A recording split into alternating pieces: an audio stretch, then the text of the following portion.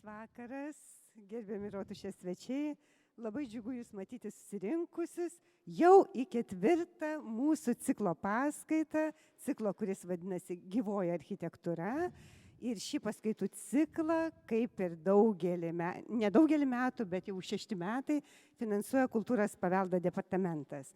O šiandien pas mus paskaita vadinasi Senasis Vilnius fotografijoje ir žinoma, kas kitas gali kalbėti apie fotografiją, kaip ne daktarė Agnė Narušytė. Tai miela Agnė, scena prašau jūsų, o mes labai džiaugiamės, kad sutinkate dalyvauti mūsų paskaitų cikluose. Ačiū. Ir noriu priminti, kad ir kitą pirmadienį laukiame jūsų paskaitoje. Kas neturi lankstinuko, apačioje yra. Gerą klausimą. Čia pasirodo mikrofonas įgarsinantis. Gerai. Sveiki. Šiemet nuo Vilniaus paminėjimo 700 metų, tai kažkaip aš ir paruošiau tokią paskaitą, kurią 3. kartą skaitau šiemet, skirtingom auditorijom vis tenka kalbėti, kurioje aš apžvelgiu beveik 200 metų fotografijos, kaip fotografija žiūri į miestą.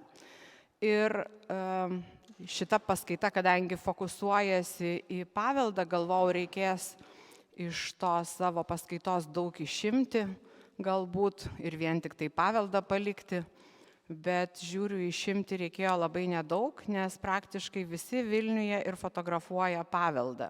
Arba kas daroma su paveldu, irgi fotografuoja.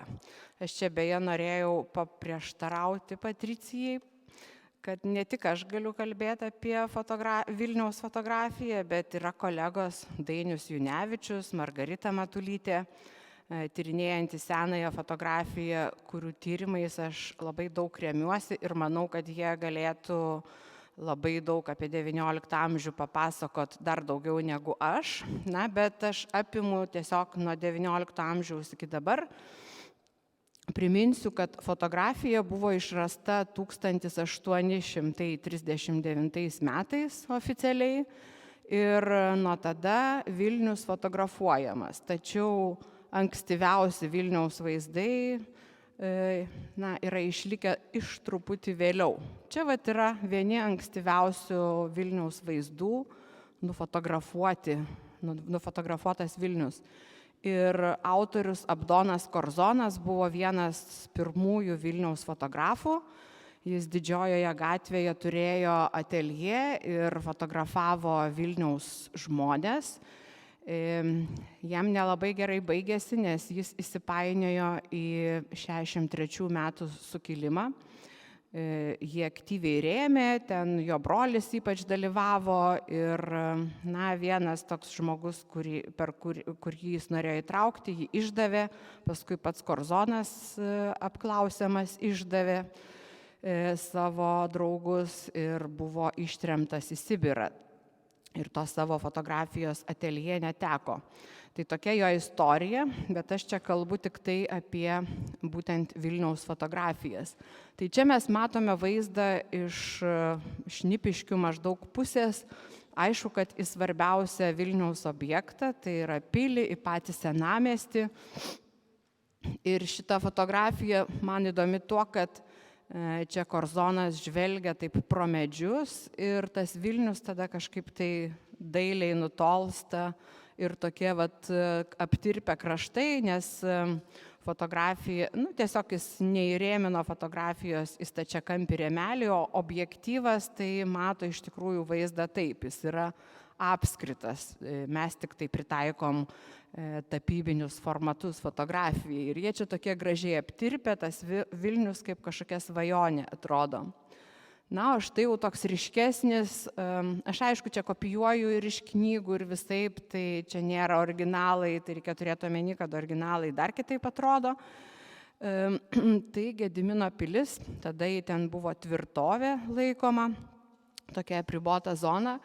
Ir vėl iš tos pačios upės pusės labai smagu yra matyti nerį ir atspindžius joje.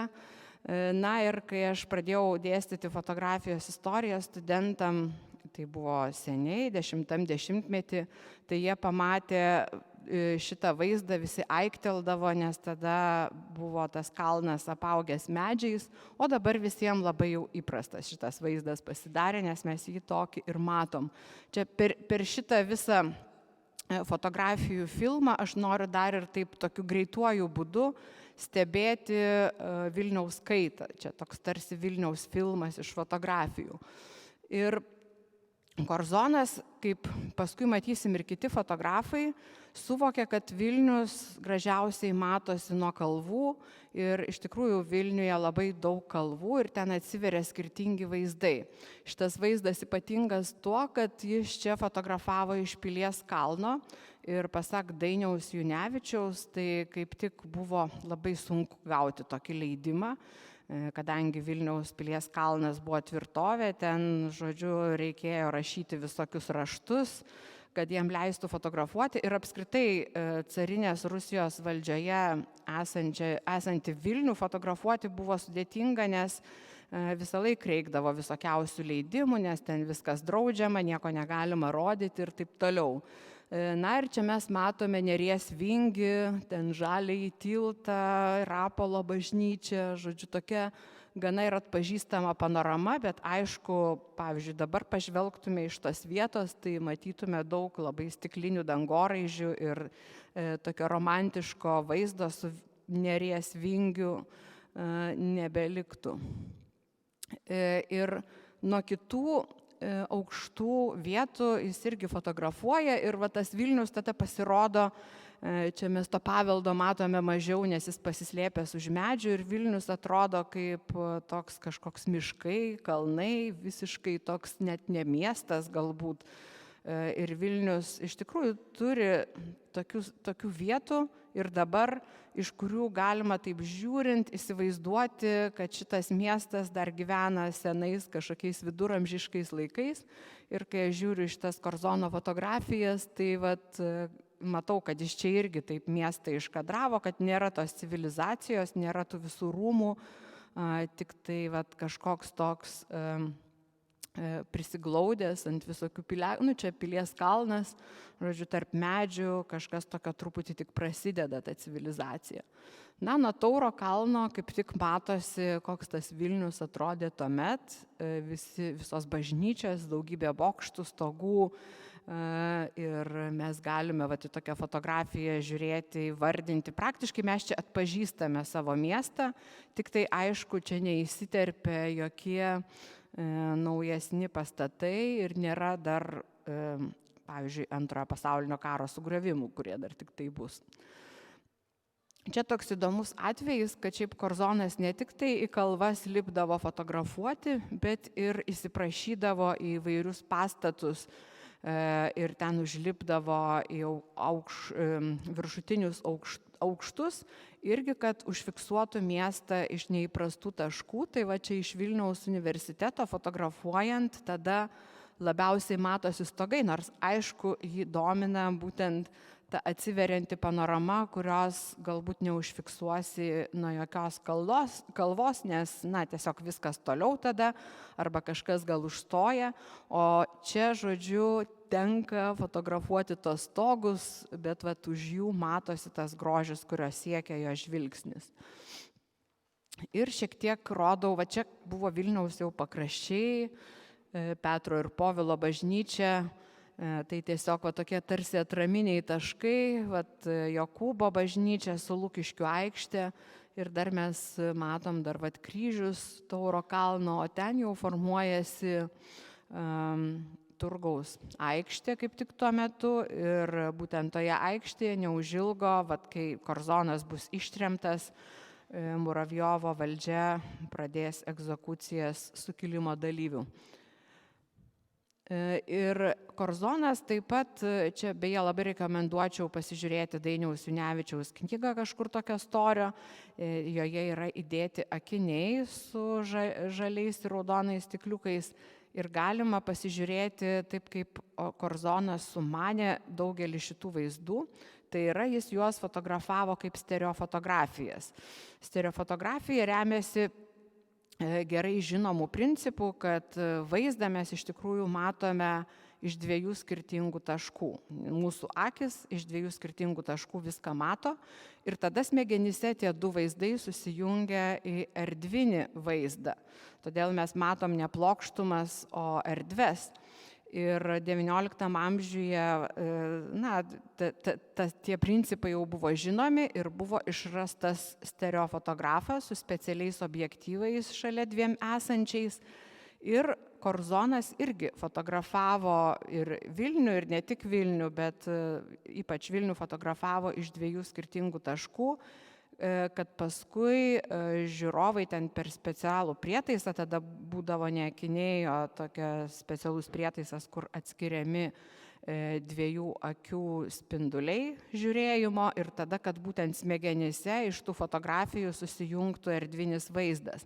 Tai čia tiesiog kaip atrodo ta stereofotografijos kortelė, šiuo atveju tiesiog Vilniaus gatvės vaizdas. Korzonas dažniau, šiaip su Vilniumi yra taip, kad visi jį fotografuoja ir piešia ir taip toliau, kaip tokį lyrišką miestą tarp kalvų išsidėščiusi, pilna gražių bažnyčių, o žymiai rečiau gatves, ypač XIX amžiui, nes tada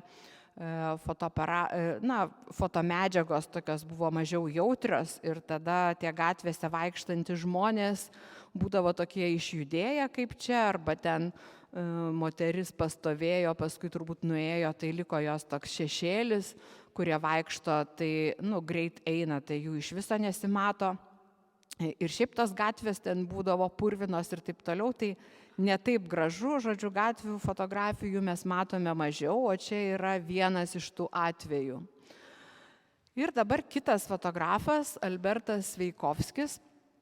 Šiaip tai Korzoną, kai rodžiau, tai jisai bandydavo tą Vilniaus panoramų grožį sutalpinti į vieną kadrą, tiek vienas kadras apriepdavo, tiek ir rodydavo.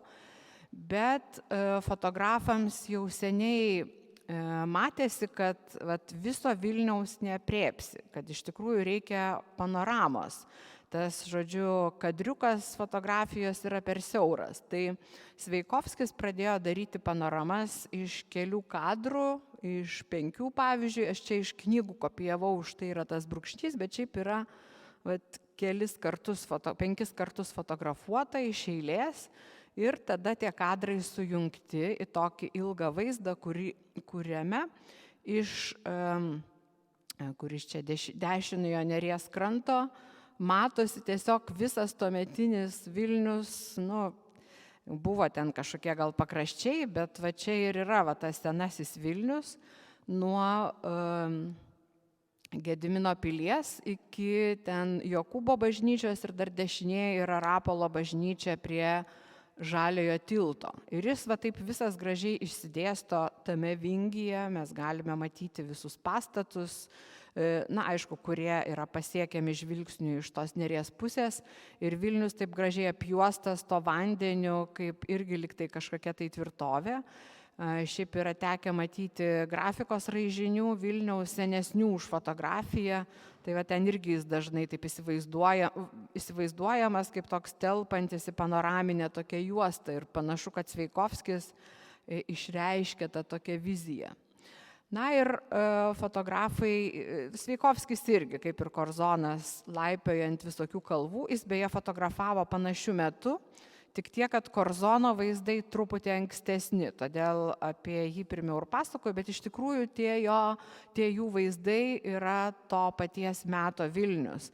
Tai man čia įdomu, kad yra nufotografuotas misionierių bažnyčios ansamblis, tas dėl kurio čia visai neseniai buvo labai daug ginčijamasi dėl tų naujų statybų, kad jos pažeidžia, žodžiu, tą visą reljefo vaizdą ir tą sąsają tarp banguojančios tokios gamtos ir bažnyčių ir o smarkiai užteršia kažkokiais naujais pastatais paveldo vaizdą. Būtent iš paveldo pozicijų žiūrint, tai buvo toks labai bjaurus pažeidimas ir jis aišku liko.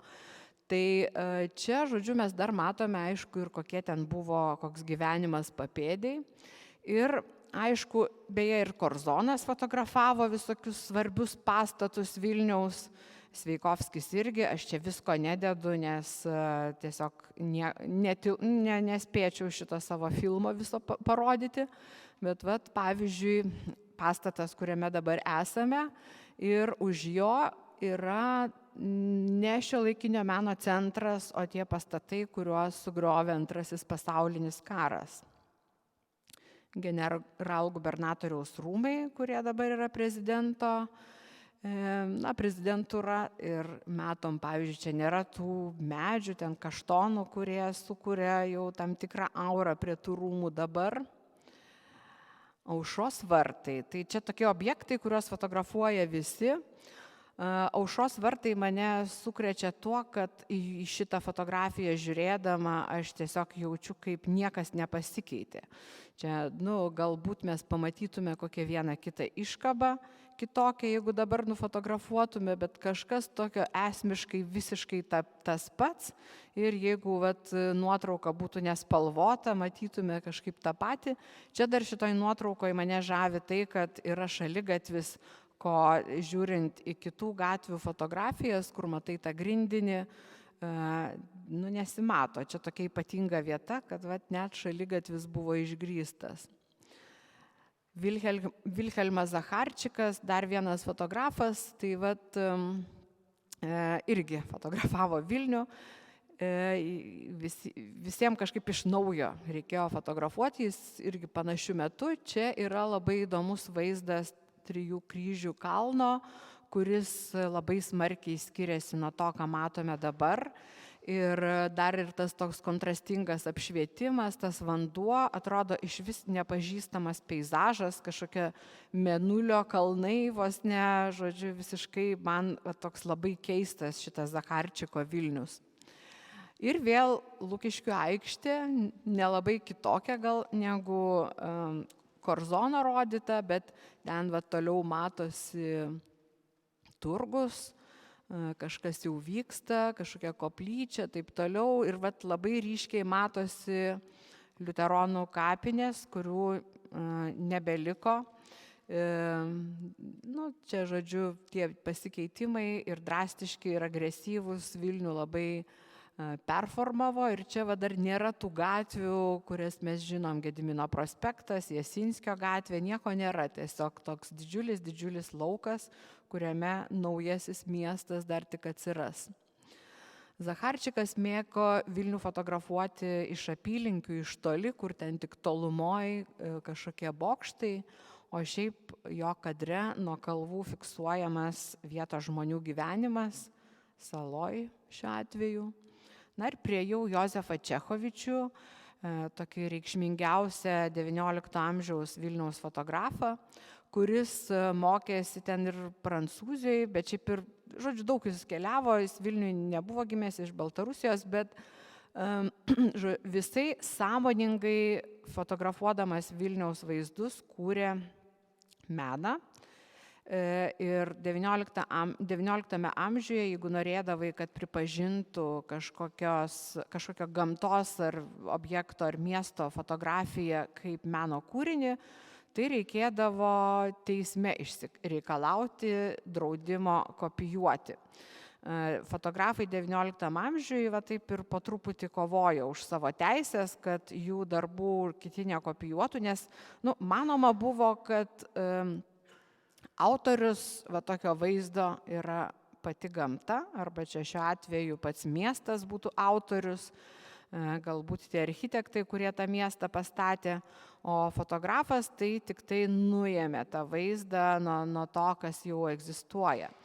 Ir fotografai teismuose, čia ne tik tai Rusijos imperijoje, bet pavyzdžiui ir Prancūzijoje aš skaičiau apie tos teismus, teismuose išsireikalaudavo konkrečiam vaizdui, fotografas turėdavo įrodyti, kad aš turėjau šitaip pastatyti kamerą, šitaip sufokusuoti, šitiek visko išmanyti, kad jis gautųsi būtent toks, o ne kitoks. Ir čia yra todėl mano kūrinys, o ne šiaip savaime gamtos arba miesto kūrinys.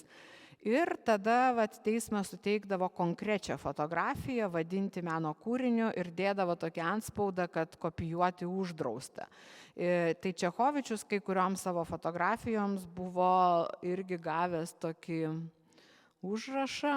Čia tai jo nėra, čia aš truputėlį iš katalogo, tai matosi užrašai pačiam kataloge. Tiesiog du sugretinti vaizdai į tą patį objektą, Sluškų rūmai, Pilies bokštas, Neris, bet dar Gražinu, reiškia truputį kitas kampas ir tai irgi rodo, kaip iš tikrųjų keičiasi vaizdas nuo to, iš kokios vietos pasižiūrės fotografas, koks apšvietimas tą dieną ir kaip jisai užfiksuos.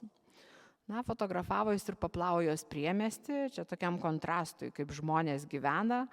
Reiškia, mes kalbam apie paveldą, aš galvau, čia paveldas ar ne. Žodžiu, tų namukų jau tikriausiai medinukų visokiausių ir neišliko. Ir tuo metu tai buvo tokia gal ir nyki, skurdžiai gyvenančių žmonių kasdienybė. Bet pavyzdžiui, dabar, kai viso to nebėra, gal ten kažkokie mūrai šiek tiek likę, tai mums šita fotografija irgi yra paveldo toks dokumentas, kaip buvo. Ir Čechovičius irgi lipo ant visų kalvų ir fotografavo panoramas, jungė kelis vaizdus į vieną didelį, kuris aprėptų tą Vilniaus peizažą, Vilnių kaip peizažą. Tai Trijų kryžių kalnas, o čia tokia didžiulė panorama iš fragmentų iš Užupio pamatyta.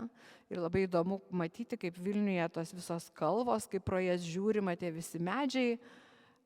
Ir po to matai bažnyčias su visais bokštais ir stogais. Tai atrodo, kad bažnyčias taip ir statė, kad atkartotų tą kalvų ritmą, medžių figūras, tas visas. Žodžiu, Vilnius toks kaip gamtos kūrinys labai atrodo. Nuo Išganytojo kalvos, žodžiu, nuo visų kalvų jis fotografuoja, kuria tas panoramas. Ir čia jau toks atskiras, tie panoraminis vaizdas, kuris tinka labai papasakoti apie XIX amžiuje, kuriant peizažą galiojusius principus, ypač Anglijoje buvo tokie taikomi, nes čia Čechovičius pritaikė gana tiksliai. Tai XIX amžiuje buvo tokia vaizdingumo idėja, picturesque anglai vadino. Tai reiškia, kad peizažas turi vesti žiūrovo akį ar keliu, ar kokią nors upę, kuri aišku geriau tegul vingiuoja kaip čia, į tolį, iš pirmo plano per vidurinį į tolumą, geriausiai į kokį nors dėmesio vertą objektą. Tai čia ir yra bažnyčia tas dėmesio vertas objektas. Ir kartu, kad pakeliui ta akis galėtų pasimėgauti įvairiom faktūrom skirtingom. Čia yra ir vanduo, ir lapai, ir ten smėlio kažkokio, ir pastatai, žodžiu, daug visokių detalių. Ir jos ir turi būti tokios chaotiškos, nesutvarkytos kaip gamtoje, kad, žodžiu, tarsi žvilgsniu keliaudamas žiūrovas po truputį tvarkytų, suvoktų tą vaizdą ir toluma jau suprantama kaip kažkokio tai dvasinio ištobulėjimo kelio tikslo pasiekimas. Tai čia keliais žodžiais papasakoju, apie ką būdavo rašomi traktatai XIX amžiuje, bet dar kas įdomu, kad čia priekyje yra kelių žmonių figūros. Ir jos, vienas tai žiūri į mus, ar ten net ir du žiūri į mus susėdę, jų yra daugiau, bet du stovi, labai ryškiai matosi, jie apie kažką kalbasi, bet vienas dar ir mostelį į tą vaizdą ir atrodo, lyg tai kviestų mums keliauti šito peizažu į tolį ir tarsi rodytų, kaip mums žiūrėti. Ir tokios stebėtojų figūros XIX amžiaus peizažuose irgi dažnai vaizduojamos, bet tik tiek, kad čia fotografijoje netapyba. Beje, dar reikia paminėti debesis, tai šlapias kolodijus, tokia technika, kur reikėdavo eksponuoti vaizdą ant šlapios emulsijos. Tai reiškia, kad fotografas atsiveždavo visą laboratoriją, padengdavo stiklo plokštelę, eksponuodavo, tada ryškindavo, kol šlapia, žodžiu, jis turėjo laboratoriją turėti po ranka. Ir tas šlapias kolodijus labai blogai ėmė tą mėlyną šviesą, ta prasme, kad jeigu tu nori nufotografuoti debesis, kad jie matytųsi, tai Žemė bus jau juoda, nes ji tiesiog patamsės visa. O jeigu nori nufotografuoti tai, kas Žemėje, tai danguje bus balta. Tai Čechovičius, kaip ir daugelis XIX amžiaus fotografų, debesis tiesiog nupieždavo akvarele, paskui ant atspaudo. Ir čia greičiausiai toks yra piešinys, kai kurie atskirai fotografuodavo dangų ir tada priklijuodavo tos debesis, bet vienu metu nepavykdavo nufotografuoti. Ir beje, kaip tik šitam vaizde, kampe yra tas atspaudas, čia nelabai matosi, contrefaçon interdit, reiškia kopijuoti draudžiama. Čia yra vienas iš tų pripažintų meno kūrinių. Na ir čia irgi dar vienas toks irgi panašus, su stebėtojais, vėl toks svajingas žvilgsnis į tolį, tie medžiai tokie charakteringi. Sutvirtinta krantinė. Čia Vilniaus upių sistema ir šitą vaizdą šidėjau, būtų galima daug Čechovičiaus vaizdų įdėti, bet tiesiog labai man jis keistas toks rakursas, kur net truputį ir nesupranti pasižiūrėjusi, kurią Vilniaus vietą žiūri. Iš dalies dėl to, kad dabar ten daug labai medžių, bet čia nauja buvo, kad sutvirtinta akmenimis Vilnelės krantinė, tą, ką mes ir turim dabar Vilnelėje, tik tai apaugę. Na ir tiltelis, Aleksandro pasirodo vadinosi tiltas. Ir minia žmonių prie Petro Povilo bažnyčios.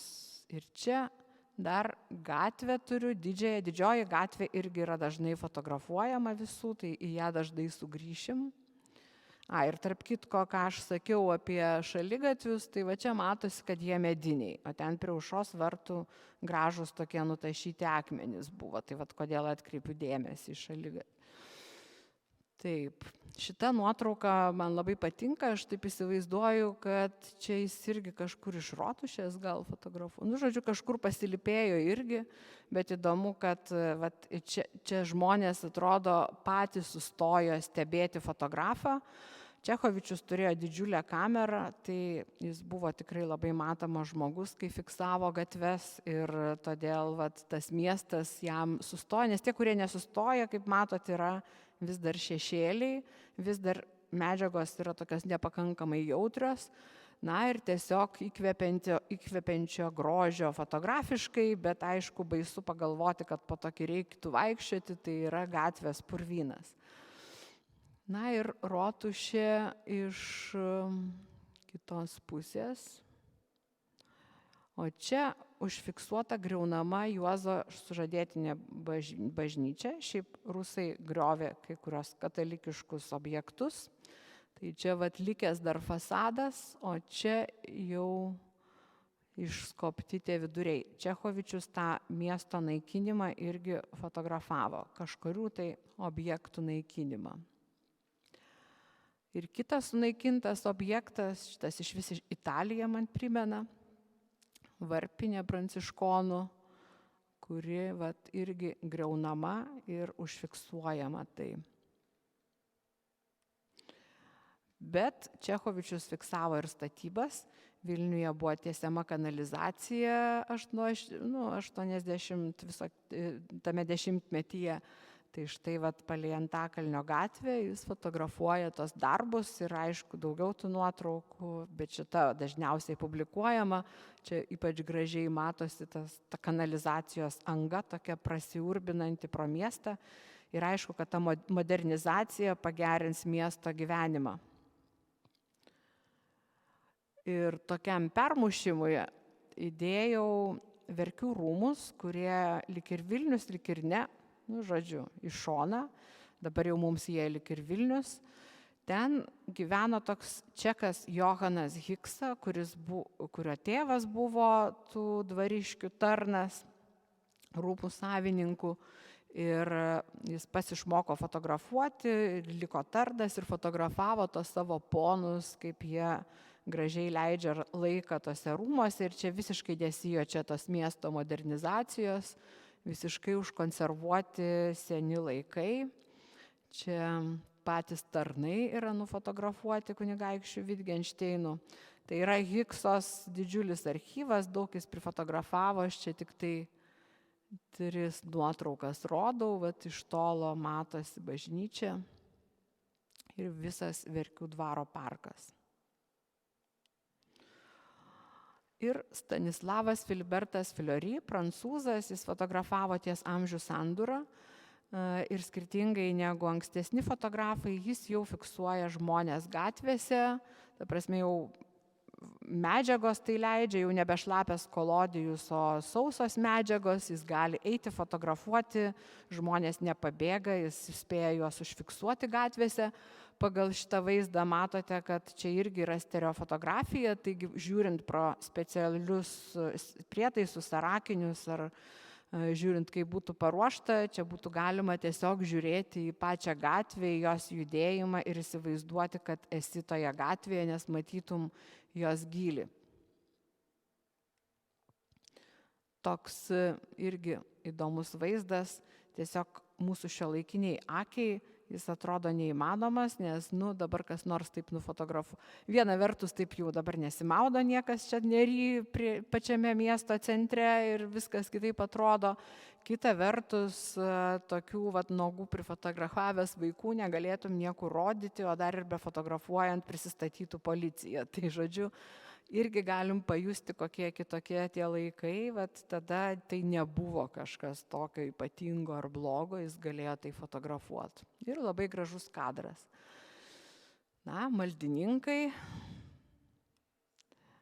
Ir labai smagi tokia fotografija iš tokios lengvai atpažįstamos vietos, bet kur dabar yra ir judri gatvė, ten stotelė. Taip nepavaikštinėsi taip plačiai. Galima vaikščioti prie Onos bažnyčios per tos tiltelius ir panašiai, bet tokio vaizdo nepamatysi, nes čia visur būtų mašinos. Tai Fleury smaginasi fiksuodamas žmonių judėjimą Vilniuje, kaip jie atrodo tada.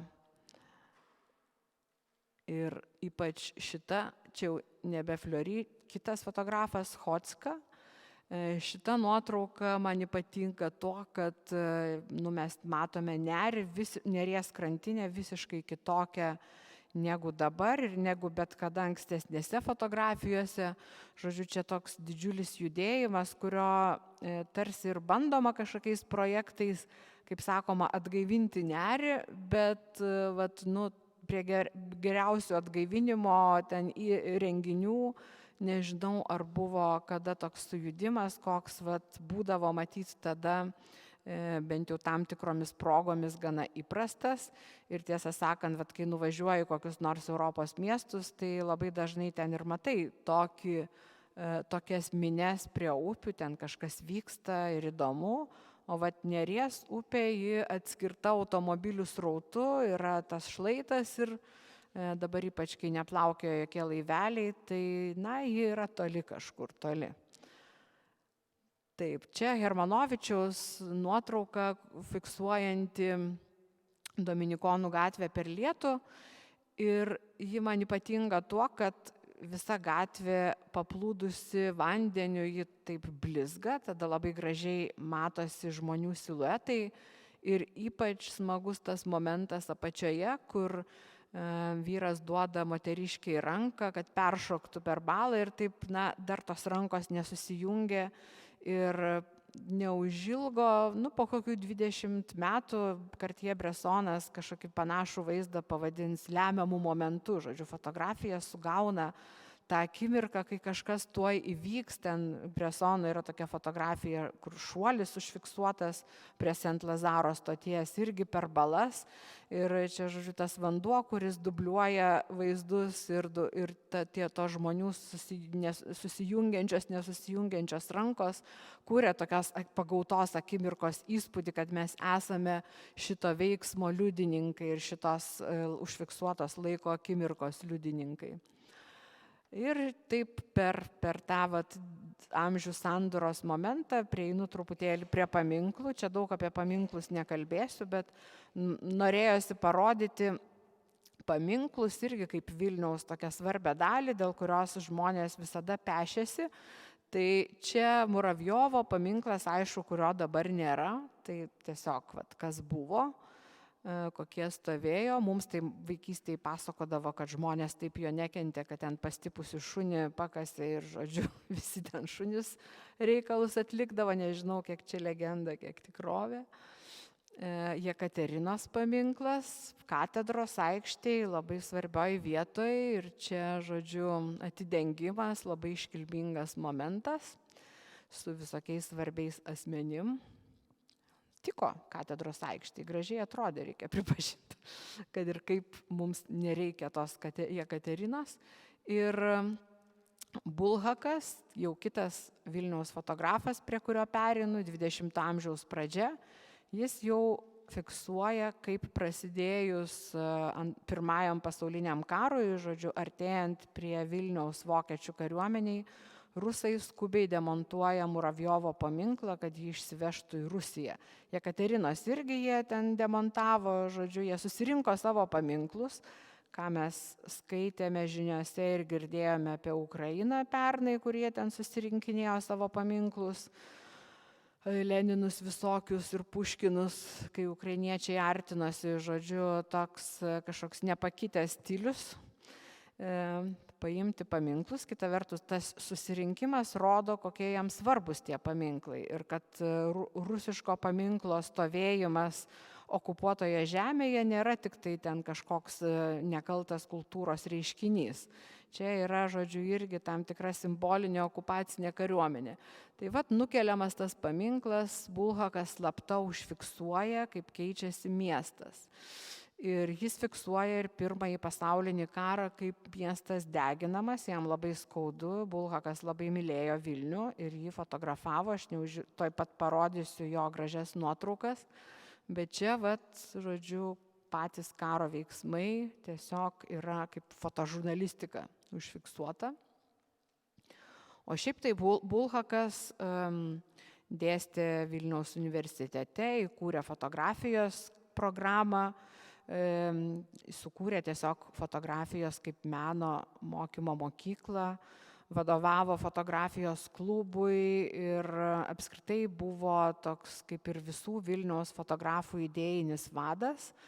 Jis rašė daug straipsnių, kurie buvo surinkti į knygą Šviesos estetika ir ten jis pasakojo apie tai, kaip fotografija nėra tik dokumentas, kad fotografija reaguoja į šviesą ir fotografas turėtų atrasti tą šviesos momentą, kai yra nupiešiama kažkokia tai nuotaika, kažkokia ypatinga atmosfera.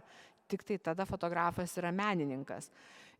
Bulhakas kūrė pagal tokį stilių tarptautinį, kuris vadinasi piktorializmas, nuo žodžio pictorial angliško, paveikslinis jis reiškia. Ir tas paveiksliškumas fotografijoje reiškiasi ir per fotografiškumo naikinimą. Kai kurie fotografai tiesiog tirpdydavo emulsiją, paversdavo emulsiją potėpiais, atrodydavo ta fotografija kaip piešinys anglimi.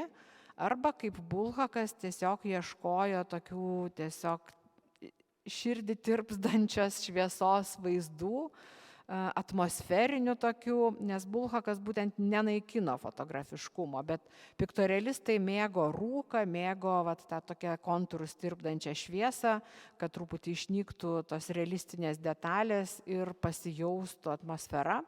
Tai jis taip fotografavo Vilnių, parinkdamas taškus. Beje, Bulhakas buvo Lenkų nacionalistas, ta prasme pats buvo Lenkas ir jis sakė, kad piktorializmas yra lenkiškas stilius ir beje visi ir prancūzai ir vokiečiai visi sakė, piktorializmas vokiškas stilius, prancūzai sakė prancūziškas stilius, anglai angliškas stilius, tai čia galima truputį ir pasijuokti, bet pavyzdžiui Bulhakas sakė, kad modernizmas yra vokiškas stilius, o piktorializmas yra lenkiškas ir todėl visi Vilniaus Lenkai turėjo būti piktorialistais, kuo jie ir buvo.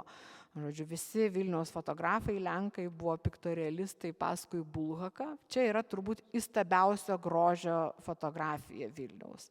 Nežinau, ar yra gražesnė, žodžiu, gražesnis Vilniaus vaizdas, kur apsnigti stogai tampa tokiais reflektoriais, tiesiog mes matome Vilniaus moduliuojamą šviesą, kaip patys pastatai jie kuria ir kaip jie kalbasi su dangum ir tie, žodžiu, kaminiukai, jų piešinys toks labai gražus, faktūriškas. Tai, žodžiu, jeigu reiktų išrinkti gražiausią Vilniaus vaizdą, man būtų šis.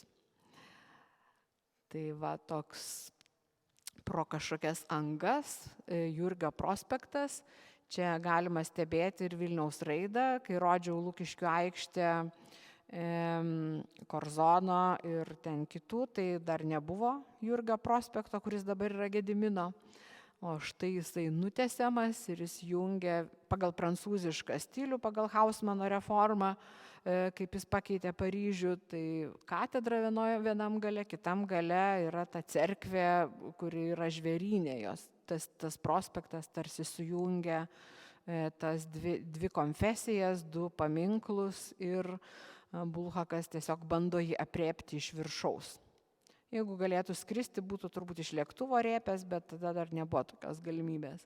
Na ir vat iš tokių padumavusių vaizdų, reiškia, kur kažkoks rūkas tirpdo kontūrus, žmonių figūros, kaip vaiduokliai mieste.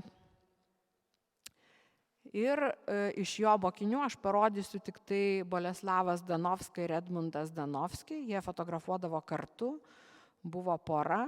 Boleslava beje buvo iš Kauno, jos mama buvo fotografė Tallat Kelpšienė, bet Boleslava pabėgo į Vilnių nuo mamos įtakos ir ištekėjo Danovskio ir su juo kartu tada fotografavo. Tai vat jų yra, čia buvo toks Margaritos Matulytės tyrimas, labai yra knyga išleista, verta pažiūrėti.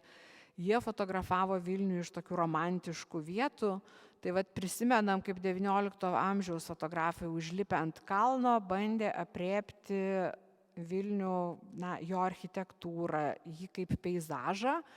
Čia mes matom daugiau tą pirmą planą, tą jaukumą jo, tą tokią pasėdėti vietą, kaip ten žmogui gera ir toks tik truputį langelis į Vilnių, lyg tai pažadas. Vat Vilnius pateiktas jau grinai kaip vaizdelis kažkoks tai, į kurį žiūrint galima pasvajoti, pamedituoti, mylėti galbūt ir panašiai. Toks visiškai kitoks miesto supratimas. Ir keletas žieminių vaizdų, kur irgi labiau išryškėja tos apšerkšnyjusios žolės pirmam plane. Ir tolumoj miesto tie visi bokštai, stogai, jie kaip kažkokie neaiškus kontūrai, kaip ledokšniai atrodo. Tai čia piktorealizmas, jis tirpdo realumą. Arba čia man iš viso iš šitą žiūrint, tai atrodo kaip kokia kinų tapyba, reiškia, kur kalnai, Vilnius atrodo kaip kalnų kažkoks miestas, kiniškas vos ne, su tom išpaišytom gražiai, tais medeliais visokiausiais jų šakomis ir panašiai, pušelės ten turbūt. Va, kaip sniegas išvaikščiotas. Niekada to nebuvo pas XIX amžiaus fotografus, kad svarbiau yra kažkokios išvaikščiotos, išmėtytos pusnys pirmam plane, jų skulptūriškumas, negu tolumoje esantis miestas, kuris beveik išnyksta. Ir čia aišku tas medžių piešinys be abejo, labai grafiškas. Ir jie kelis kartus fotografavo šitą piešinį. Dar vienas. Labai gražus šitas vaizdas, čia aišku, labai peršviesta, iš tikrųjų labai išbalinta, nes pačiam, bent jau kur iš knygos aš kopijavau, tai ten labai gražiai matosi ir tarp šitų vertikalių įpaišyta varpinė su savo vertikaliais langeliais ir atskiram tokiam katedra. Žodžiu, labai įdomus toks vertikalus, suskaidytas reginys, kuriame tarp tų langų gražiai įsipaišo Vilniaus paveldo objektai. Labai toks pats vaizdas kaip gotika kažkokia tai. Ir naktinis vaizdas, šį pirmą kartą rodau tokį, nebuvo naktinio miesto ir iš tikrųjų XIX amžiui naktimis nieks nefotografavo, dar ilgą laiką buvo manoma, kad tik tai nuo natūralios šviesos sidabro druskos tamsėja ir galima sukurti fotografiją.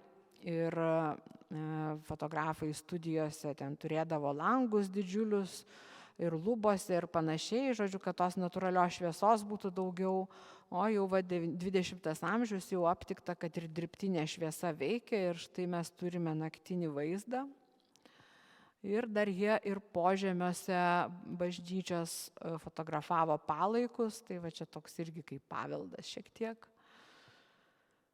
Taip, ir kitas, gal pavardę paskui parodysiu, tai vat, Vilniuje, nepaisant viso to piktorealizmo, buvo ir vienas modernistas, tai yra Moišė Vorobeičikas, žydas, kuris studijavo Bauhause, ten, kur buvo modernizmo tokia kalvė tiesiog, kur buvo mąstoma apie architektūrą ir dizainą, apie jų jungtį, apie tai, kaip kartu visi dailininkai susivienyje kurs naują egzistenciją, žodžiu, šiuolaikinio modernaus žmogaus.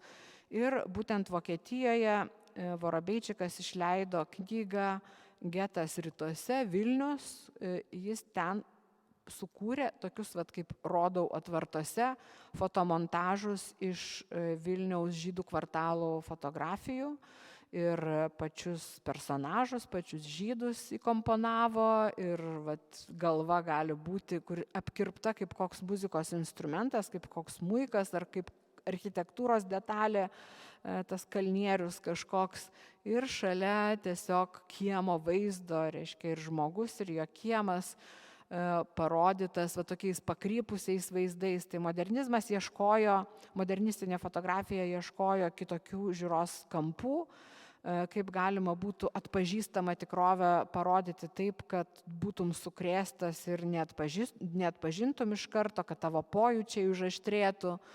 Tai Vorobeičikas, kuris beje, kai padarė tokią analogišką knygą apie Paryžių, tai pasivadino Moi Ver, žodžiu, persivadino šiek tiek ir jis kartais taip žinomas.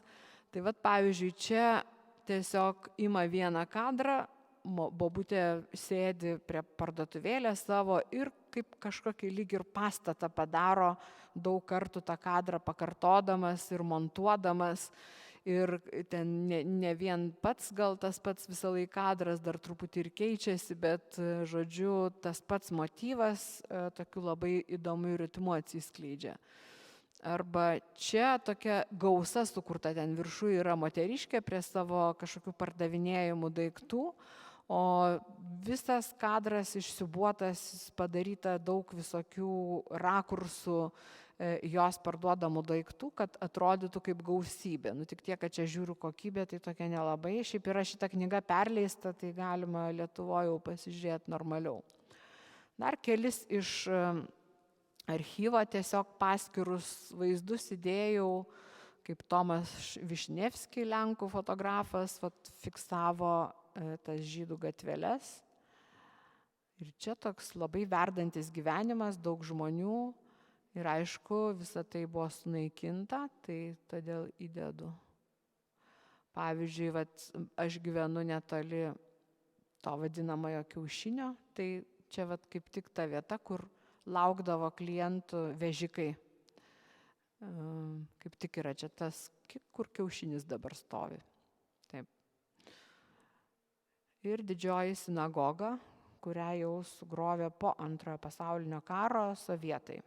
Nes nebereikia niekam, tai vietoj to pastatė vaikų darželį, kurio reikia. Tai tokia paprasta logika.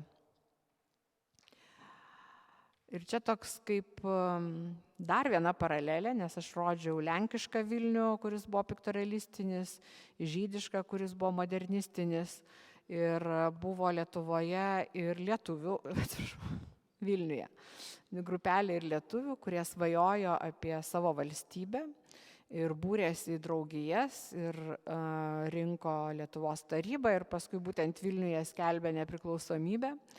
Ir jie turėjo savo fotografą Aleksandrą Jurašaitį, kuris štai ant Tauro kalno fotografuoja mokslo draugijos narius, svajojančius apie tautos namus ant to kalno. Tai čia ta tautos namų idėja nuolat sklando ir iki šiol ir galbūt virs ten kažkokiais tai koncertų kažkokiom salėm, bet mes čia matome ir Vilniaus panoramą ir kartu tą Tauro kalną kaip tokią tuščią erdvę, kur kažkas dar turi atsirasti. kur galima svajoti apie kažkokį lietuvišką objektą. Paskui, kaip tik sovietai ten pastatė profsąjungų rūmus, o skaičiau kolegės Rasos Antanavičiūtės knygoje, kad iš tikrųjų tai ten buvo suplanuotas toks baisus pergalės paminklas. Toks jau dominuojantis virš viso Vilniaus. Laimė neužteko pinigų ir jo nepastatė, nes tikrai būtų kitoks mūsų miesto vaizdas. Ir Jurašaičiui mirus perėmė jo studiją dukra Aleksandra ir būtent ji užfiksavo tuos Lietuvai reikšmingus kadrus, kur susirenka taryba, skelbia nepriklausomybę. Žodžiu, čia iš laikraščio Iliosoji valanda, kur beje ir užrašyta Aleksandros Jurašaitytės nuotraukos. Visą laiką tai buvo užrašyta. Beje, laikraštį leido Smetona. Tai čia tie kadrai, kur ir ne apie Vilniaus paveldą, bet gal šitos fotografijos yra paveldas. Yra labai svarbios mūsų istorijai fotografijos, kurias užfiksavo Aleksandra Jurašaitytė. Ir ji taip pat fotografavo ne tik tai tuos politikus, bet labai daug jos darbų ir apie rūpinimąsi žmonėmis, pagalbą, vargšų maitinimą ir panašiai. Čia šiuo atveju paveldo temai palikau juostų audėjas, kurios, pats veiksmas yra paveldinis. Arba štai čia matosi tas Paplaujaus jos priemiestis, kurį aš rodžiau anksčiau, ir vyksta nukentėjusiems dėl karo šelpti darbai, stengiamasi užauginti daržoves, čia agronomas, puikuojasi Stulginskis. Ir labai šita nuotrauka graži dėl tų baltų skarelių, baltų apdarų, kur dirbant laukose, aišku, kad visą tai turi susipurvinti ir dėl to tas kadras šiek tiek net ir keistas. Prieglados vaikai ir mes matom labai gražius drožinius pastate. Ir, kaip visi žinom, Vilnius buvo okupuotas, čia mūsų Vilnius, tai yra Vilniaus vadavimo sąjungos laikraštis, kuriame buvo spausdinamos Vilniaus fotografų fotografijos, to gražiojo, lyriško, peizažinio Vilniaus. Laikraštis Atspindžiai spausdindavo dokumentinės nuotraukas su komentarais, kurie rodė, kaip Lenkai persekioja lietuvius Vilniuje, čia tarpukario laikais. Ir mums ten yra čia ne tik, žodžiu, Kairiūkščio butas išverstas Lenkų, čia daug ir propagandos, beje, tuoj apie tai papasakosiu, bet lietuviai ir gudai, kurie ten į darbus išvaryti, o apačioje yra 2 žiauriai nukankintų žmonių kūnai. Ir mes su Margarita Matulytė, kai rašėm fotografijos istoriją, tai laikraščio šito Atspindžiai laikraščio archyve radom tas pačias nuotraukas su pasakojimu apie tai, kaip ten tie 2 žmonės ties demarkacijos linija užsirovė ant banditų ir buvo nužudyti, ir nukankinti ir nužudyti. O šitame laikraštyje jau yra pasakyta tiesiog Silvinskas, kurį žiauriai nukankino Lenkai, žodžiu, ir ten palaidota Šventežerį, kur manoma pastatyti tėvynės kovotojų paminklą. Žodžiu, mes čia pamatėm tokį, lietuvių pakreipimą, kažkokio tai smurtinio įvykio, kur ten kažkokie tiesiog banditai nužudė žmonės, į kovą už laisvę. Tai nepaisant to, kad aš irgi ten būčiau buvus turbūt už Vilnių, aš čia nenoriu, kritikuoti Lietuvos valstybės, bet rodau tokį propagandos momentėlį, kaip galima irgi dalykus truputėlį pagražinti ir kaip jie būdavo gražinami. Vilnius atsidūrė visas paveldas Miežlaiškio fotožurnalistikoje, kai jis fiksuoja visą Lietuvos kariuomenės kelią į Vilnių, kai jis atsiimamas 39 metais, mainais už visą Lietuvą. Rusija užpuolusi Lenkiją kartu su Vokietija, paima Vilnių, atiduoda lietuviams už sutikimą įvesti kariuomenę ir taip toliau. Tai kas paskui baigėsi, aišku, okupacija, represijomis ir mes visą istoriją žinome, tai va štai va tos Vilniaus gatvės, jos pilnos Lietuvos kareivių, sveikinamų žmonių, vėliavos, taip toliau, yra šventiškas momentas prieš siaubą. Ir tas siaubas, aišku, išvirsta tuo, kad karas naikina patį Vilniaus paveldą ir Janas Bulhakas kartu su savo sūnumi išeina fotografuoti to apgriauto miesto, kurį jis fotografavo, mylėjo visą gyvenimą.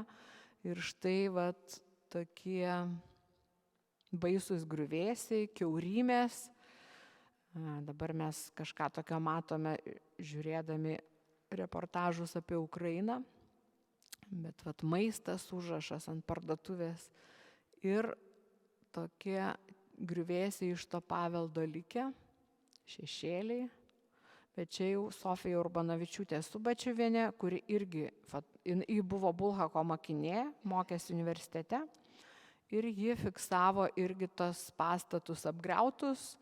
Iš jos fotografijų dažnai mes randame paskui, ką sovietai sugriovė jau po karo, kas galėjo išlikti, nes šitose fotografijose dar buvo, bet paskui buvo sugriauta. Bet aš čia visko to nerodau, nes kalbėčiau iki ryto, siaubas dar daug liko pasakoti, žiūriu jau toj valandą, atsiprašau, bet bandysiu jau dabarti gal greičiau. Tai vat peršoku jau po karo, reiškia pokaris, ten sunku rasti Vilniaus fotografijos tokios nuoseklios, bet ateina nauja fotografų karta 70-metį, čia labai garsi Sutkaus nuotrauka, maratonas universiteto gatvėje, žodžiu, mergina virš gatvės, labai veržli įstrižainė pačios gatvės, toks jaunystės miestas. Taiga užsipildo tas paveldas jaunystė ir kartu Sutkus su Rakausku sukūrė labai tokia reikšminga knyga Vilniaus šiokiadieniai. Jie abu fotografavo, ten nepasirašinėjo, tik tai knygos gale galima rasti, kas kam priklauso.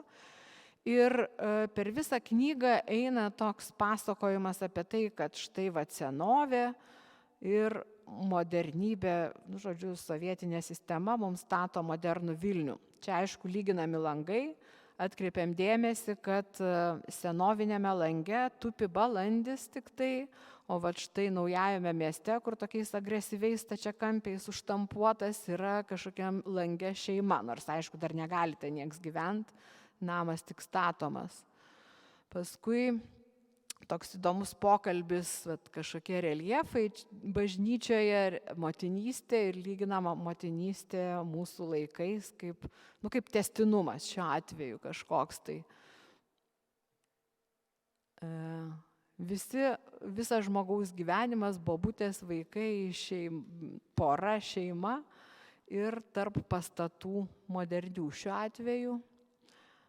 Čia ta knyga buvo sumaketuota Gibavičiaus taip, kad tos nuotraukos tiesiog irgi prisimint galima Vorobeičiko tą Vilniaus getą, tokį dinamišką montažą, kuris kūrė tokio labai intensyvaus miesto, labai judraus įspūdį. Tai ir čia tas yra padaryta ir mes matome to seno Vilniaus gatves užpildytas žmonėmis ir kai kur yra ir modernus, žodžiu, ir modernybė, ir senovė greta.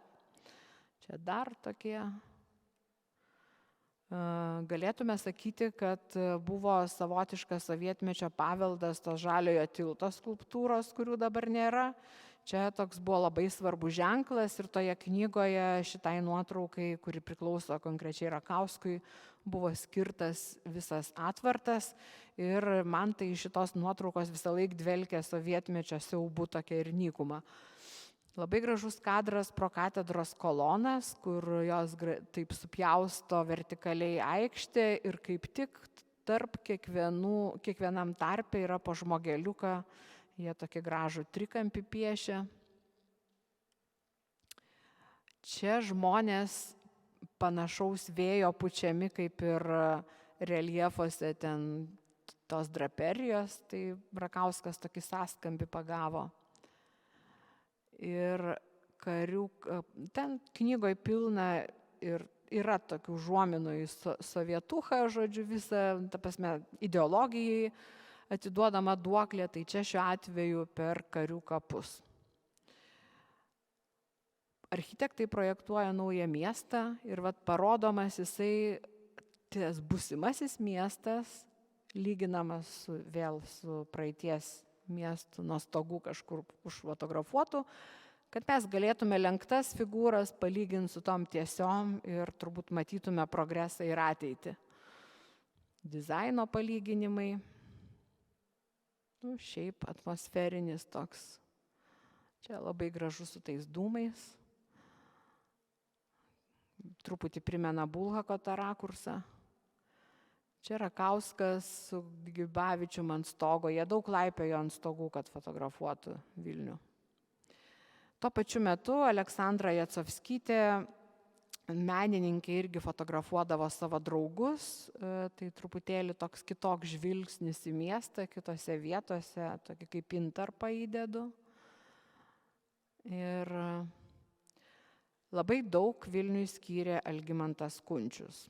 Tai jo knyga Senojo Vilniaus vaizdai yra tiesiog apdainuojanti Vilniaus senamiestį ir mes galime matyti, čia daug stengsiuosi neplepėti, nes aš išlaikysiu iki 8, to nesinorėtų, bet štai pavyzdžiui jis mėgsta tą visą irgi panašiai kaip tie senieji fotografai pro augalus Vilniaus visus fotografuoti. Arba čia įdomus toks kadras nupėduotos katedros aikštės,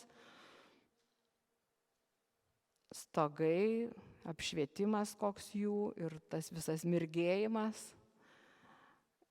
reiškia figūros tos kiemų tokios ypatingos.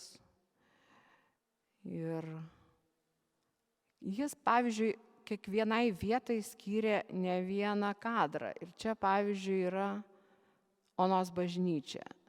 Iš arti, fasadas, detalės, matome ritmą. Tiesiog kiek toje knygoje jis vaikšto aplink bažnyčią vieną ir kiti objektai irgi taip pat fotografuojami, bet aš ypač atkreipiau dėmesį, kad šitam objektui daug dėmesio skiriama ir aš supratau, kad Kunčius stengiasi sukurti tokį kinematografišką vaizdą, lyg jis filmuotų bažnyčią ir mums per knygą rodytų ją įvairiais rakursais ir iš viršaus, ir čia aišku visas ansamblis jau įeina, Bernardinai, ir iš vidaus,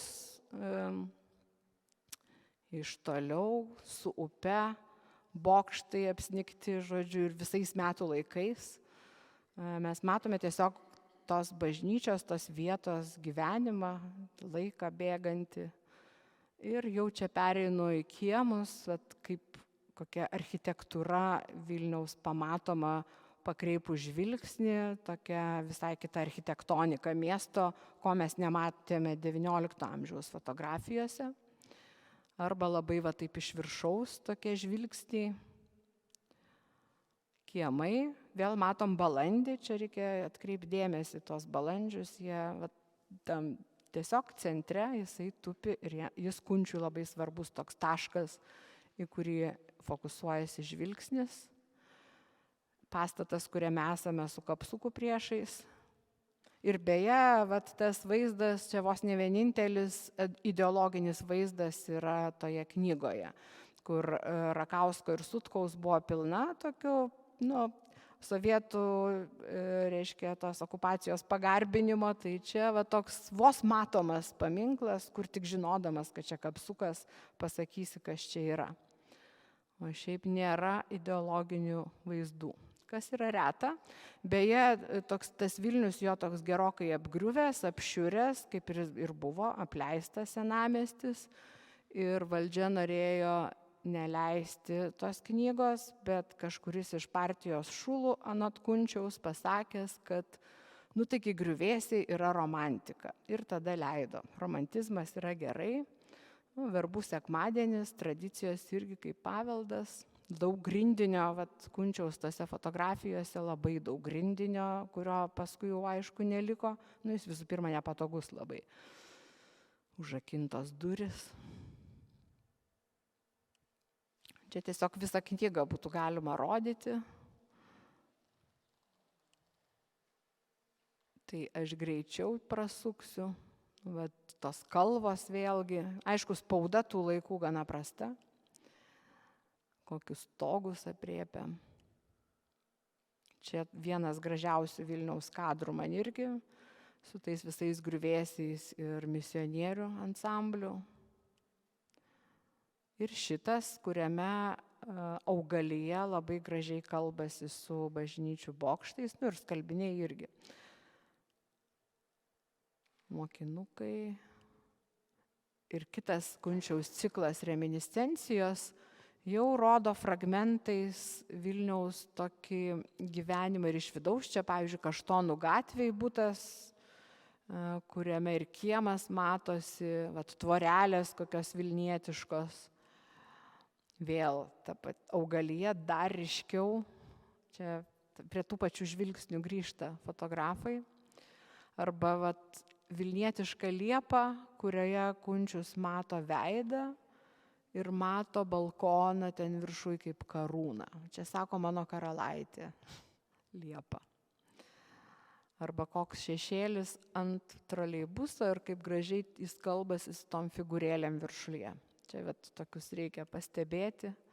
Kaip kontrastas statomi Pašilaičiai, kur Kunčius vis cituoja savo sūnų, kuris pamatė, jis vaikas buvo, pamatė šitą fotografiją, klausė, kas čia buvo.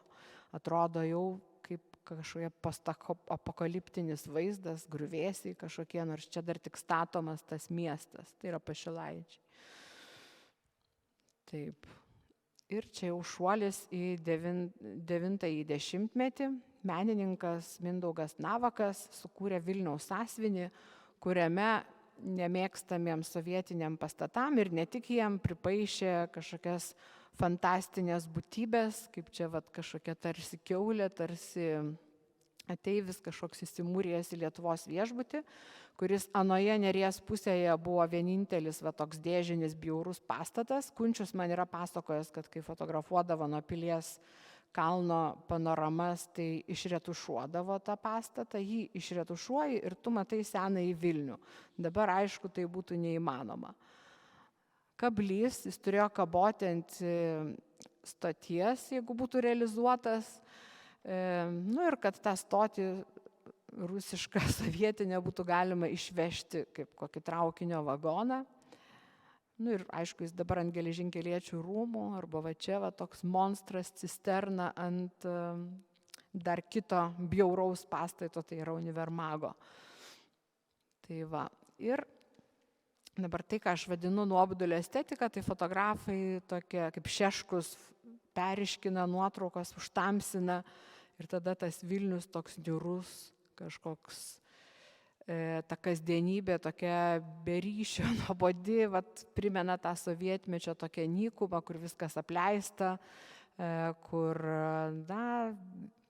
be jokių šviesų ir liūdesio pila. Ir čia dar fotografuoja taip, kad kažkokios balos centre, laidai, ženklai ir katedra yra nustumta į šoną, kuri beje buvo ne katedra, o paveikslų galerija ir dar jai gana pasisekė, kad ne koks nors sandėlys arba iš viso nenugriauta.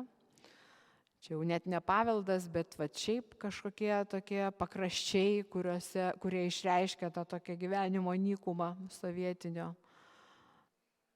Taip, porą kadrų. Čia Tauro kalno beje fotografuojama vėl. Balčytis, fragmentai Vilniaus, tokie poetiški, šviesa pagauta prie bibliotekos. Ir užrašas Ščiastija ant tokio apšepusio pastato, kur pats tiesiog absurdiškai, ironiškai atrodo pats faktas, čia 86 metai. Budvytis tiesiog fiksuoja kažkokį plastantį plakatą, Pačėsą. Čia mano mėgstami fotografijos, biški gal greičiau prabėgau, bet jie fiksuoja tokią apšepimą miesto. Žvėrynė, tos raketos su pretenzijomis į kosmoso užkariavimą, reiškia, bet pirmam plane yra šiukšlių dėžės baisios ir lūšnynai aplink. Pačėsa užfiksavo ir nuverstus kryžius 3, kurie paskui buvo atstatyti. Tai toks jo paveldinis vienas objektas garlaivį.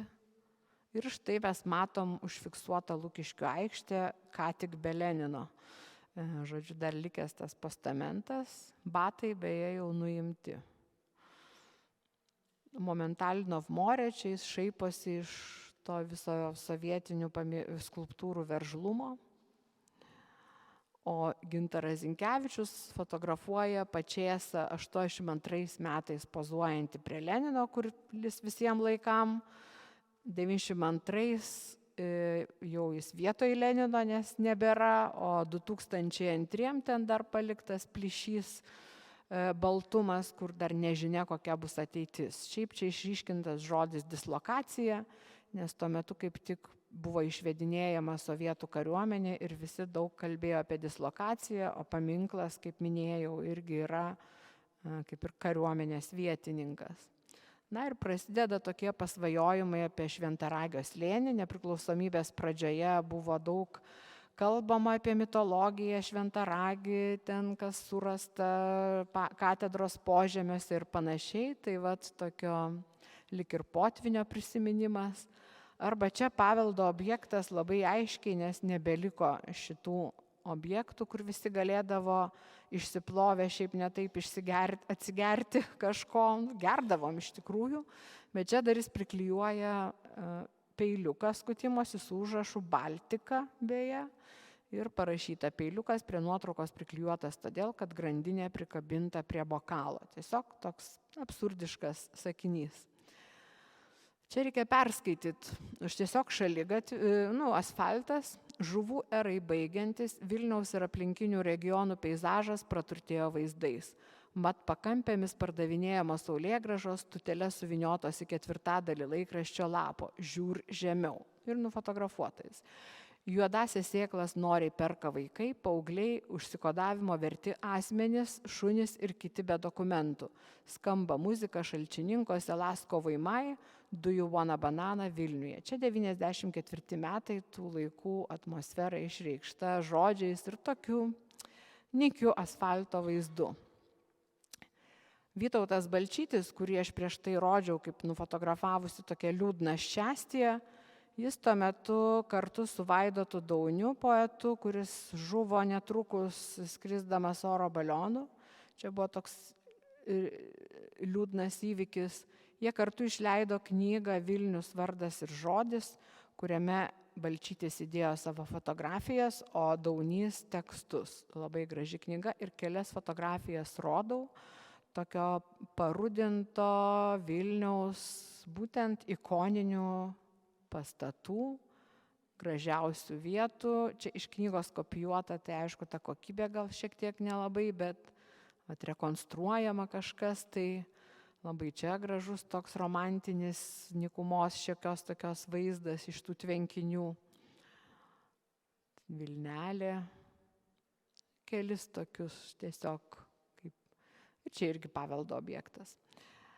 Taip, ir Kęstutis Toškus, tas 10-mečio fotografavimas buvo tarsi bandymas išsaugoti tą paveldo įspūdį, kol dar neprasidėjo pokyčiai, toks įspūdis. Ir kartu gerėjimasis miestų, kuris mūsų tikrai, žodžiu, mes galim jį taisyti, remontuoti, čia nebėra jokių okupantų. Ir Stoškaus tokia, iš tikrųjų labai tokios raiškios, kokybiškos fotografijos perteikia tiesiog labai daug miestų detalių. Pavyzdžiui, šitas kadras, jeigu čia būtų originalas, tai tiesiog galima, atrodo, liesti kiekvieną ten čerpę, žodžiu, visus tus užrėtimus ir tiesiog detalės. Buvo beje šitoj Rotušėj neseniai ir paroda, tai ten buvo galima žiūrėti. Vėl tos vilnietiškos arkos, balos, kurios irgi kūrė atmosferą. Kiemai, aišku, į kuriuos nebegalima patekti. Viduje, tie visi tokie mūrai apleisti, bet išlaikę grožį. Ir vėl žvilgsnis pro augaliją į miestą. Čia labai vilnietiški tokie. Taip, ir jau kai kas sutvarkyta, prezidentūra išpucinta vos ne kaip netikra. Čia permušimai, žvirgždo pasivaikščiojimai palei nerį, fotografuojant miesto laiką, naujasis miestas, Rūkai, neris kaip laiko simbolis ir rekonstrukcijos. Kunčius fotografavo visas tas rekonstrukcijas, aš tik vieną nuotrauką įdėjau, bet prisimename, kaip buvo jau šio šimtmečio pradžioje išraustas Gedimino prospektas, ten matėsi visos kanalizacijos vamzdynai, liepos iškirstos, paskui buvo pasodintos naujos. Žodžiu, miestas yra perdaromas ir šitas kadras man gerai išreiškia tokį visą perdaromą. Čia galima Čechovičiaus prisiminti nuotrauką su to kanalizacijos tiesimu. Ir per visas tas rekonstrukcijas man įdomu, kad Vaida Kelleras eina į Užupį, kur dar nieko neįvykę ir jinai fiksuoja tą užkonservuotą senąjį apleistą Vilnių kaip tam tikrą ypatingą atmosferą, kurioje mes užaugom ir visą tai buvo sava, kai galėjai landžioti į visus kiemus, ten žmonių gyvenimas kaip ant delno, žodžiu, tu gali pabūti, pažiūrėti, įeiti, išeiti, dabargi viso to nėra, bet tai dar buvo ir ji tarsi jausdama, kad toj nebebus. Visi tie subraižymai, tokios detalės, kaip tas Sfinksas čia Užupyje, drožiniai, daug kas taps nepasiekiama, apkraštavimai visų gėlynų, sofa kažkokia, žodžiu, visos tos detalės labai jaukios. Panorama.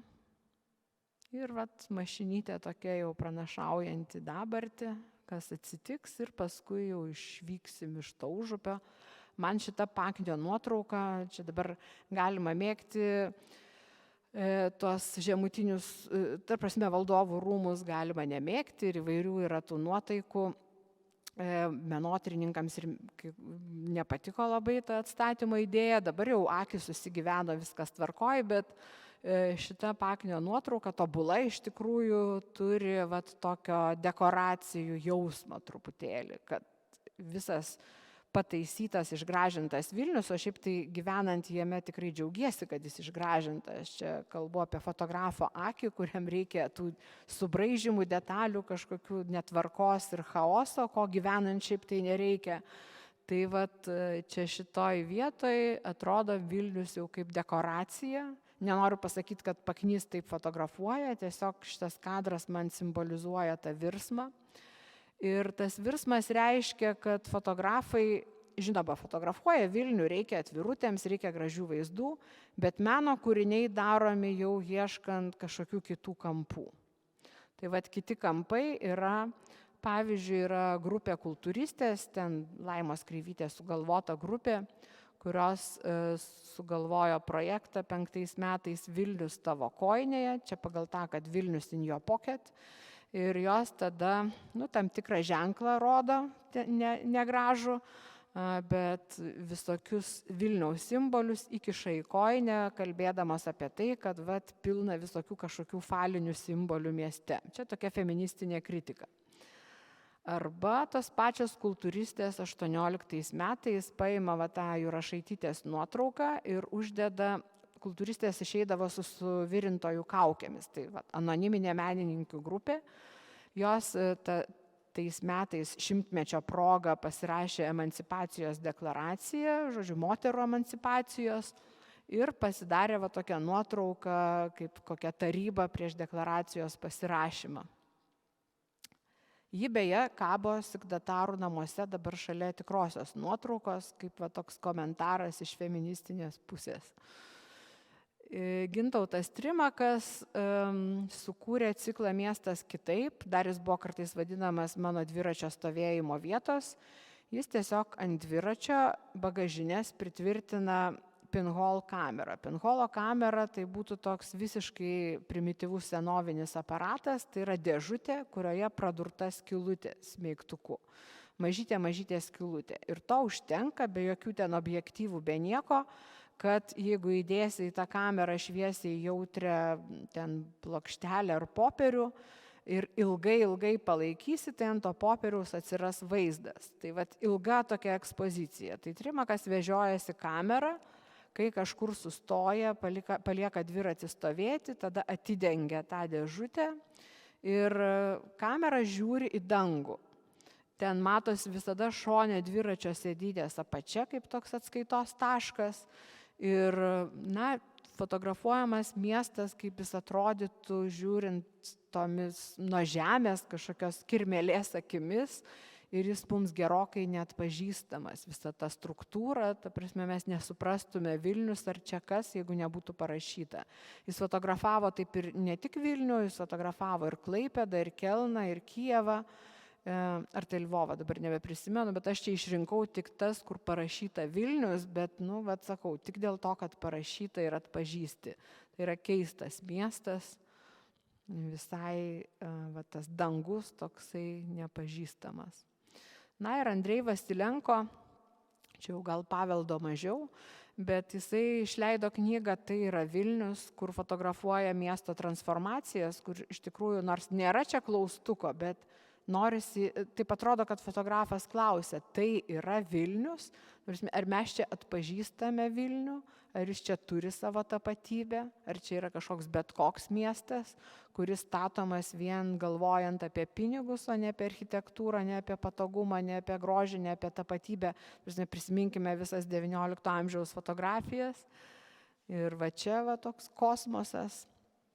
Visa knyga tokia, aš čia kelis kadrus išėmiau. Ir va toks žmonių kažkoks buvimas, neaišku kokioje erdvėje ir kur irgi norisi paklausti, tai yra Vilnius, bet aišku matosi tolumoj Gedimino bokštas, jis ten yra.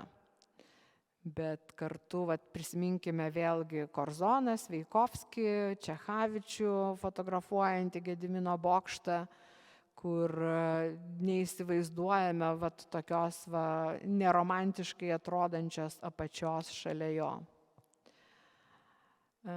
Suomis Miko Valtari kelis metus gyveno Vilniuje, studijavo Dailės akademijoje fotografiją ir kūrė tokius fotospektaklius. Čia yra visi aktoriai, jie vaidina momentinę sceną, visą dramą, ten eina kažkoks susirūpinęs, gal verslininkas, gal iš jo piniginę pavogė po Žaliuoju tiltu, porelė aiškinasi santykius, čia toks gana grėsmingai atrodantis petys, kur toj patiltėjai atrodo, iš jo gali visko laukti, kažkokia nežinoma asmenybė. Čia, žodžiu, yra sustatytas iš aktorių spektaklis ir aišku, centre yra balandis. Tai vėl.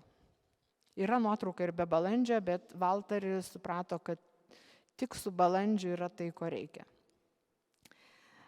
Liudas Parulskis, gyvenantis Lazdynuose, o dirbantis centre, sako, kad Vilniečio galvoje nuolat vyksta naujo ir seno fotomontažas toksai atmintyje ir jis tada, pavyzdžiui, senuosius senamiesčio pastatus praturtina daugiabučių atmintimi, o Lazdynų reiškia kažkokį praėjimą praturtina senamiesčio detalėmis ir visas Vilnius montuojasi į tokį kentaurą kažkokį. Tai yra jo knyga Barokas ir betonas, ten yra labai daug tokių gražių vaizdų batono ir baroko.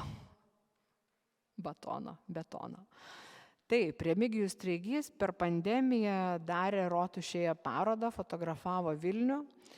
Ir jis fotografavo jį taip tarsi nebūtų įmanoma, jis šiaip yra klaipėdietis, specialiai atvažiavo ir lyg nebūtų įmanoma matyti per visą tamsą. Ir kažkur kartu tamsa, tokia pandemijos ta nuotaika išreiškia viso to karantino užsidarimo.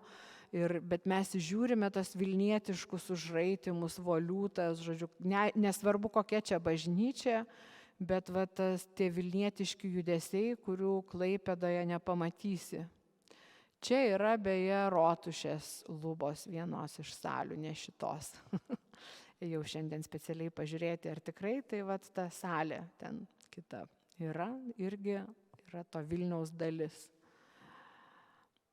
Šešėliai kažkokie viduje. Tai Treigio karantininis Vilnius ir paskutinis, tai Gintaras Zinkevičius pavadino savo ciklą Konstibacija. Jis nuo 15 metų fotografuoja visokius griovimus, perstatymus Konstibauskas tai yra kiekvienas tas statybininkas, kuris vykdo nurodymus ir jam yra tas pats, ar čia paveldo objektas, ar kažkas svarbaus, ar nesvarbaus, jis tiesiog daro, kas liepta, sprendžia kiti ir sako, visi mes tie konstibauskai. Tai čia pora tik tai tokių reikšmingų griaunamų pastatų, bet šiaip jis yra išfotografavęs viską, kas vyksta, visas tas rekonstrukcijas, perdarimus ir perstatymus. Tai aš tuo ir baigiu. Labai ačiū už dėmesį, kad jūs taip įdėmiai klausėt. Aš tiesiog mačiau iš akių, kad klausot. Ir dabar gal turėtumėt klausimų ar pastebėjimų kažkokių tai. Truputį. Kaip sakot? Galima būtų tą filmą ilgesnį padaryti. Vilnius iš tikrųjų yra labai svarbus fotografijų objektas, labai daug fotografų jį myli ir nuolat fotografuoja visais laikais ir tikrai galėtų būti didesnė ta paskaita, aš čia labai sumažinau. Taip, prašau.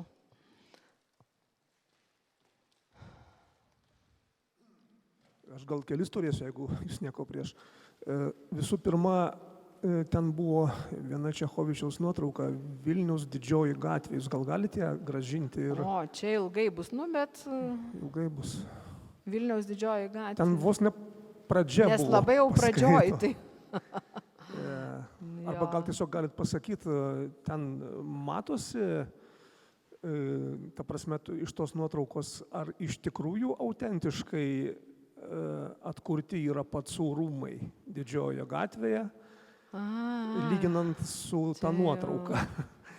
Čia jau reiktų paveldo specialistų klausti, aš tai tik apie fotografiją. Tai, žinot, vien iš tos nuotraukos, reiktų lyginti gal, taip. Mes dar čia tik 20 amžiaus vidury, tai ilgai aš čia atsakinėsiu. Aišku, tiek to gal. Bet gal nieko ir atsukti tą filmą. Gal antras būtų klausimas. Taip. Ar yra nuotraukų padarytų nuo Šeškinės kalno? O, geras klausimas, bet nežinau. Nes dabar jau ten tu nieko nepadarysi, kadangi iš tos pusės Vilniaus panorama yra visiškai sunaikinta. Tai ar iki tol dar buvo kažkas suspėjęs padaryti kokių nors žymesnių nuotraukų? Tai reiktų paklausti Vasilenko, gal jisai, čia aš jau net ir nuvariau per greitai. Aš žinokit, tikrai nežinau, nesusidūriau. Nuo Šeškinės kalno galėjo kas nors padaryti, galėjo tas pats Kunčius beje, nes jisai Vilnių yra fotografavęs labai daug. Iš įvairiausių vietų, jis pats gyvena Pašilaičiuose jis ir Kaštonų gatvėje turi damus ir Pašilaičiuose, kur čia tas kadras bus. Šitą turit omeny? Taip. Ką galima pasakyti, nežinau. Ir šitos nuotraukos čia nelabai ryškiai ir matosi, reiktų originalą žiūrėti, žinot.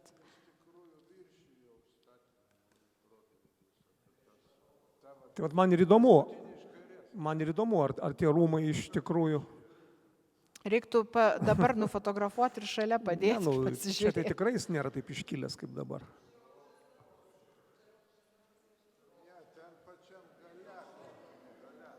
Čia nuo Rotušės, mes ir žiūrim nuo Rotušės. Taip, čia nuo Rotušės, aš kaip suprantu, Ir ta ketera čia nėra taip išsišovusi kaip... kaip dabar išsišovusi čia. Tai įdomu, ar tas stogas tiesiog jis dar anksčiau buvo ten aukštesnis, paskui pažemėjo.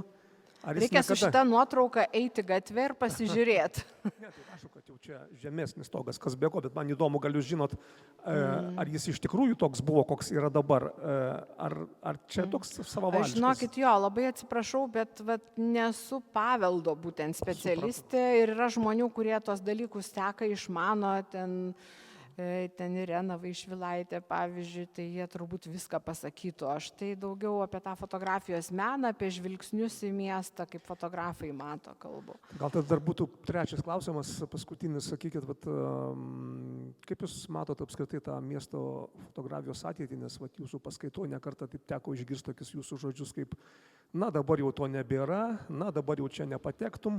na dabar jau kiemai uždaryti, na dabar jau vaikų nenufotografuosi. Tai sakykit, prašau, tai apskritai toks, ar nėra toks paradoksalus jausmas, kad kuo ta technika ir galimybės tobulėja, tuo mažėja galimybių grinai socialinė kažkokia prasme, politinė, fotografuoti ir naudotis tomis galimybėmis. Ačiū. Čia jūs gerai apibūdinot, tiesiog atsiranda apribojimai, bet tie apribojimai nėra kažkokie, kad vienareikšmiškai reiktų pasakyti, kad jie yra blogis.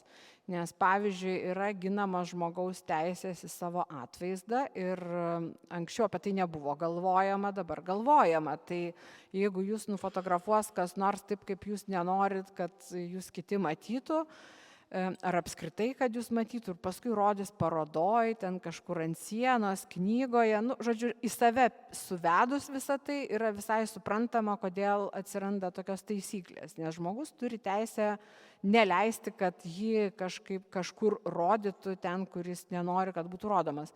Fotografijos prasme tai labai susiaurina galimybės fotografuoti, ne tik Vilnių, aišku, bet apskritai visur vakarų pasaulyje. Tai va tokios lemiamų momentų fotografijos gatvėje tiesiog net nebegali būti, tiksliau, gali gal ir pafotografuoti, jeigu nieks tavęs nesustabdys, bet rodyti tai jau niekur negalėsi. Tai fotografijai tai yra labai liūdna, didžiulis praradimas, bet negali sakyti, kad dabar grįžkim į praeitį ir nepaisykim žmogaus teisių. Čia, žodžiu, toks dalykas. Ir vaikus svetimus fotografuoti, žinot, gerai, kad negalima. O galima dar taip prie to pačio pridėti, o tada sakykit, kaip tuomet apskritai toks paradoksas. Viešoje vietoje žmonės, viešoje vietoje žmonės, miestas vieša vieta. Fotografuoti tu negali, nors, reiškia, kaip sakyti, valdžios svertus prilaikantieji tave gali filmuoti iš visų įmanomų rakursų, bet kurio paros metu. Kaip čia vat yra? Yra tas paradoksas, kita vertus valdžios atstovai iš to nedaro parodų ir knygų. Čia toks, atseit yra taip, kad tai peržiūrima tik saugumo sumetimais ir, žodžiu, ten tik tai dėl tokių priežasčių ir tokiomis sąlygomis, bet iš tikrųjų šita prasme mūsų pasaulis yra paradoksalus, čia jau jo, bet tarsi nėra tai skirta visiems, bet kas nenueis ir nepasižiūrės, tik tai tam tikri, bet jie aišku tada turi didžiulę galią, jie gali mus stebėti, o mes negalim. Tai yra taip, gerai iškėlėt klausimą iš tikrųjų, taip ir yra. Jo, taip. Norėjau paklausti, salą minėjot, kur jin yra ten, jeigu biškį į priekį pavaryti? Ai, ta sala, aš pati sukau galvą. Gal papasakosit, kur? Koks mirgėjimas? Pamėginkime išsiaiškinti. Ai, kad aš keičiu vaizdus? Ai, palaukit, sala buvo, atsiprašau, atgal.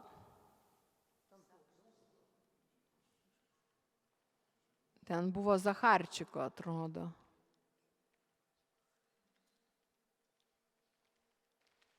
Ai, šitą, jo.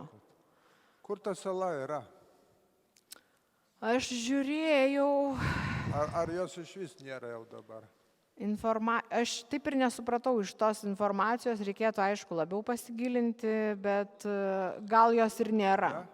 Taip? Paplauja čia, ne? Taip, ten kažkur tai ir nesupratau, man pasirodė, kad jos lyg ir nebėra, bet... Kaip? Ne. Aha. Dešinėje pusėje užupis už Vilnios, o čia kairėje ties to tokiu stačiu posūkiu į dešinę ir buvo ta sala tokia. Ne, čia ne ta vieta visiškai.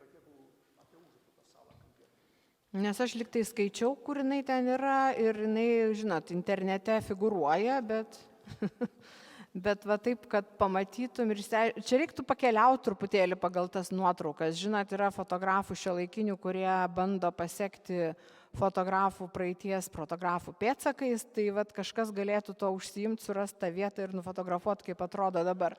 Vilnelė, ne? Taip, čia Vilnelė yra. Reiškia vaizdas į Vilnių ir ten paminėjot to kalno pavadinimą. Ir vat, gal galit papasakot. Išganytojo Aha, kur kalvos? tas kalnas yra? Aš tai supratau, kad... Fotografiją gražint, vat.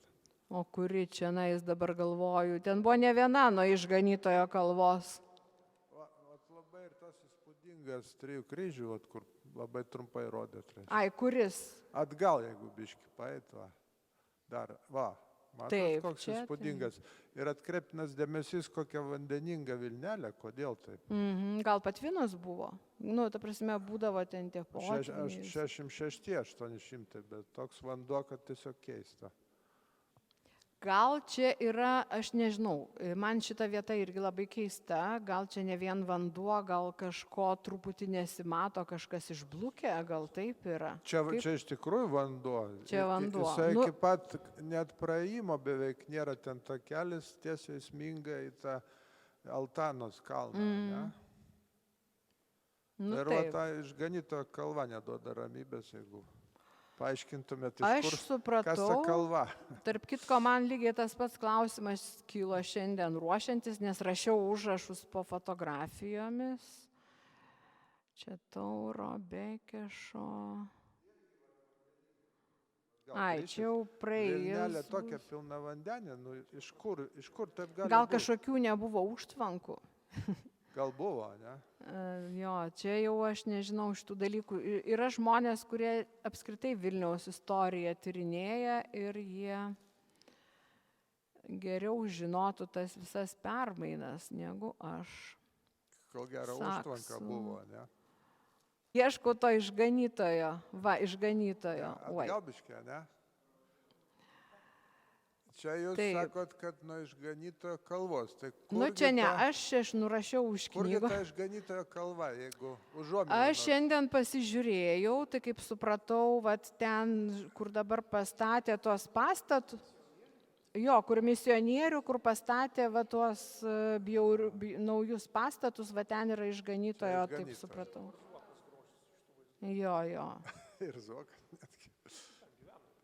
Bet, Tai tarp kitko, vat misionieriai mes to toliau. nevadinam Išganytojo kalva, už tai nieks ir nežinom, bet vat visur Pavyzdžiui, kiti nuotraukos. vadino, kad tai Rojaus kalva kažkodėl tai. Kaip? Ta pati kalva, kur jūs minit, sako Rojaus, jeigu ties misionieriaus. A. Tai galų gale ir toks pavadinimas, ne? Bet žinokit, internete, Rojaus. kai paieškai, tai dabar figuruoja kaip Išganytojo Kaip kalva. Išganytojo, ne? Taip. Čia aš šiandien žiūrėjau. Tai... Jo.